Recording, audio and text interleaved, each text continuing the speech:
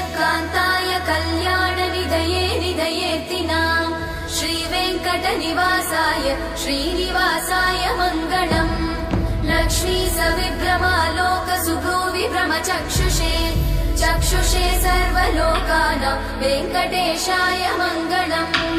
श्रीवेङ्कटाद्रिशृङ्गाग्रमङ्गलाभरणाग्रये मङ्गलानां निवासाय श्रीनिवासाय मङ्गलम्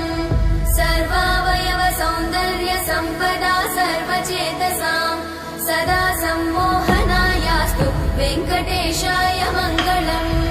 नित्याय निरवध्याय सत्यानन्दचिदात्मने सर्वान्तरात्मने श्रीमद् वेङ्कटेशाय मङ्गलम् स्वतः सर्वविदे सर्वशक्तये सर्वशेषिने सुलभाय सुशीलाय वेङ्कटेशाय मङ्गलम्।